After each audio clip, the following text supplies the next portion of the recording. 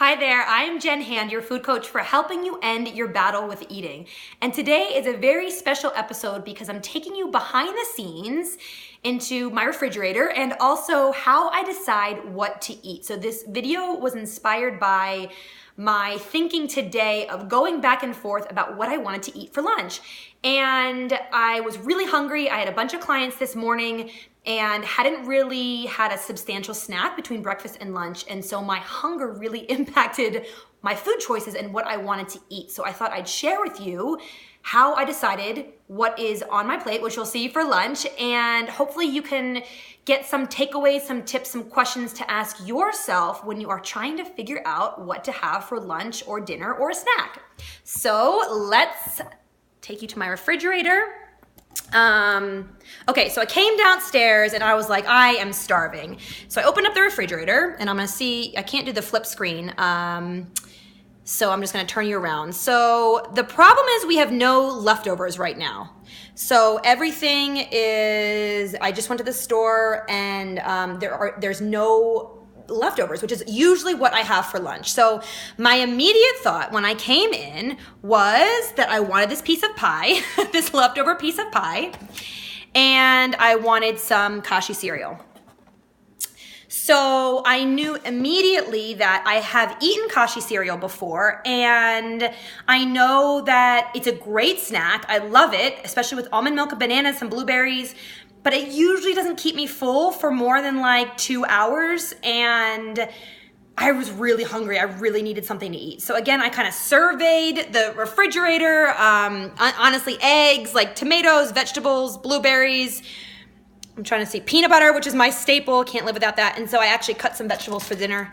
That is not my norm. I just did that when I was preparing my lunch. So I was like, oh, there's nothing. So how I decided, I was like, I still want some Kashi, and I just love it. I just was craving it. And so I said, okay, I'll have some Kashi, but what else? What else can I have that will fill me up, that will feel substantial, and that has a lot of protein because I'm feeling really hungry today. So on my menu for the week, tonight's dinner was sweet potatoes, cauliflower, and sausage. So I decided I would make that for lunch, and that's typically not normal for me. So I don't normally make a gourmet lunch. I'll normally have something quick or some leftovers. So, but I really didn't have any leftovers and I had nothing to eat, and I knew I needed something of substance. So I actually grilled some sweet potatoes, made a salad, grilled some chicken sausage, and had some Kashi on the side. So I will show you that.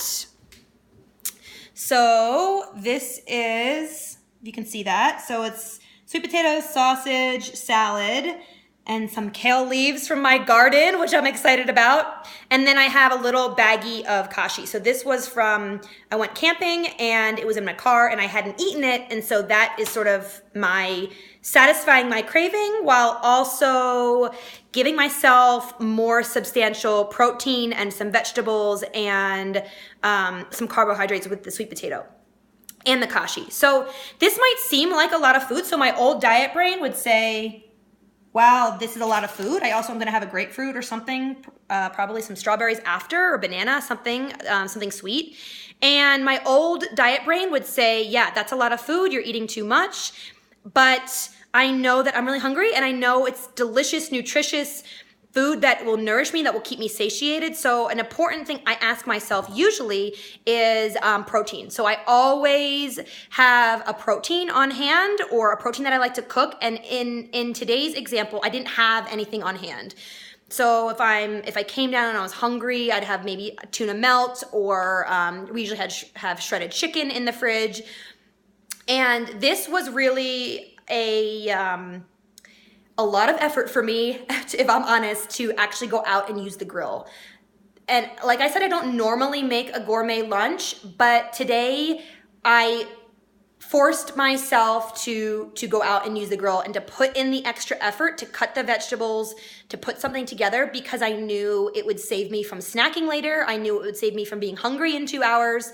and I knew it would keep me full for almost an entire afternoon. So that was my thought process behind it. I had a craving, the kashi and a piece of pie. And I actually know when I kind of check in with myself that I don't want the pie. I had the pie last night. I had a couple bites. And I know it's just because I'm really hungry. So when I'm deciding, I always take into account my hunger levels. If I'm sort of very middle of the range of hunger, I know I can trust what I want more, versus if I'm physically really hungry, then I know I want an instant, quick digesting, often sugary, sweet or dessert or quick digesting carbohydrate. So I know that about myself. So I don't dismiss it, but I ask myself, okay, what else can I have to satisfy that craving and also keep me satiated and nourished? So as you can see, the menu planning, like I had on the fridge, I'm a huge advocate of menu planning, not necessarily from a diet brain perspective, but more from it helps keep me sane. And after a long day, I don't want to think about what I'm going to have to eat. So usually if I get to the end of the day and I don't have anything, I'm defrosting something and cooking something from the freezer, something quick, peanut butter toast, or having just kind of random stuff I have around the house. And I know putting together something will help set me up for success. And even if I don't end up having it, at least I have something to fall back on. So that's kind of my thought process when I am choosing something. And it's not, I don't always give in to my craving. It depends. It depends how hungry I am. It depends if it's an emotional craving. It depends if it's something that'll keep me satiated. There are times when let's say I'm craving a muffin and I know, hey, it's not an emotional craving. I just want a muffin. And I might buy a muffin and then not eat it. I might buy it and pair it with some protein, although muffin's hard to eat protein with. Peanut butter, maybe a glass of almond milk.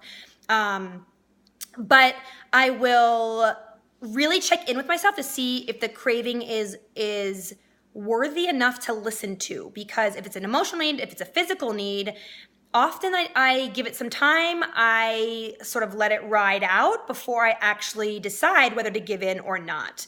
So that is, in a nutshell, your behind the scenes into my refrigerator and into how I choose lunch. And I will say this is a special case because I don't often make myself a full lunch out on the grill. But since I was sort of debating back and forth for a good 5 minutes, I figured it would make a great vlog episode for you to see how I process things. And hopefully you can take away something to help you in your next meal as well. All right, I'd love to hear you, how this helped, what you take away from it. Share it in the comments below, and I will see you later.